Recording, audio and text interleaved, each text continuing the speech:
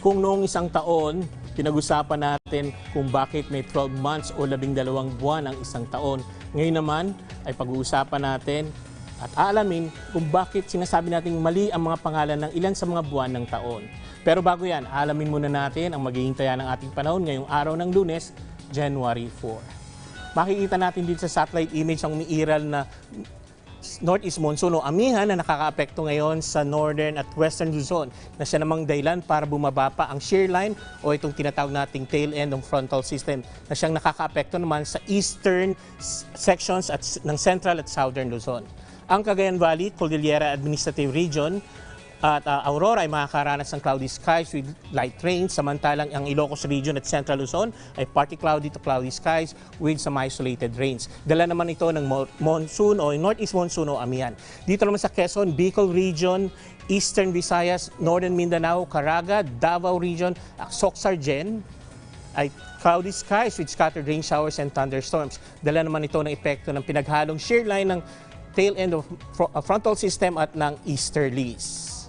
Dito naman sa may gale warning pa rin dito sa ang pag-asa na ilabas dito sa northern seaboards ng Luzon, samantalang mula sa baybayin ng Pangasinan, La Union, Ilocos provinces, Cagayan, kasama na ang Babuyan Islands, ganun din sa Isabela, Aurora, pati na rin sa Polillo Island at doon sa may Kalayaan Group of Islands. Asahan ang mga taas ng alon na aabot sa 2.8 to 4.5 meters sa mga baybayin nito. Kaya iwasan munang maglayag ang mga maliliit na sasakyang pandagat.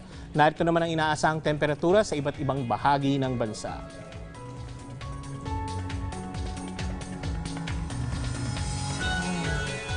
Sumikat ang araw kaninang 6:22 a.m. at ang sunset naman ay mamayang 5:39 p.m. Kung ang pag-uusapan sa kasalukuyang nakasanayan nating pangalan ng bawat buwan ng taon na January to December, alam ba ninyo na ang ilan sa mga ito ay ditugma ang pangalan ayon sa pagkakasunod-sunod nito? Noong unang panahon, nagsisimula ang taon sa buwan ng Marso o March na kung saan nagaganap ang tinatawag nating spring equinox o panahon ng tagsibol. Hango ito kay Mars o God of War. Ang month ng April naman ay sa salitang Latin na aperire, na ibig sabihin ay pamumukadkad ng mga bulaklak. Ang May at June naman ay hango naman sa mga Roman goddesses na Maia at Juno, na goddess of marriage. Kaya marami sa mga babaeng kinakasal na tinatawag na June bride.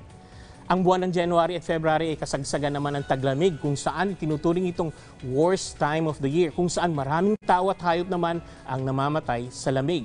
Samantalang ang buwan ng March at April ay nagsisimula naman sa tagsibol o springtime.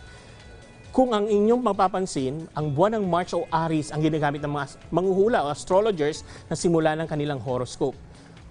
Kaya kung magsisimula tayo ng Marso, ang mga buwan ng September, October, November at December ay ikapito, 8, 9 at ika-10 bilang ng mga buwan. Septem o 7, Octo o 8, Novem o 9 at Deci o 10. Samantalang ang dating buwan na tinatag na quintilis at sextilis na ang ibig sabihin naman ay ika-5 at ika-6 ay napalitan ng mga pangalang July at August bilang pagpupugay kila Julius at Augustus Caesars, mga dakilang namuno sa Roma noong unang panahon. Kaya sila ay binigyan ng parehong bilang na tigta 31 days. Kung inyong mapapansin, para madaling malaman, tignan ninyo ang mga knuckles sa inyong mga kamao. Bawat knuckles o buto ay may buwan na may 31 days. Mula sa 10 buwan lang nagamit noong unang panahon ng mga Romano, naging 12 months na ito nang gawin ang makabagong kalendaryong mula sa Julian to Gregorian calendars na ating ginagamit ngayon. Nilipat na sa Enero o January ang unang buwan ng taon mula sa Roman god na Janus na siyang gatekeeper. Kaya siya ay may dalawang mukha, ang simbolo nito na tumitingin sa nakaraan at humaharap naman sa past and future. Samantalang ang February naman ay goddess of purification na si Februa bilang paghahanda sa spring, kaya ito ay mayroon lamang 28 to 29 days, tugma sa haba ng isang pagbilog ng buwan. Mula dito ay nagsimula na ang taon na January at natatapos na sa December ang mga pangalan ng mga buwan ng taon.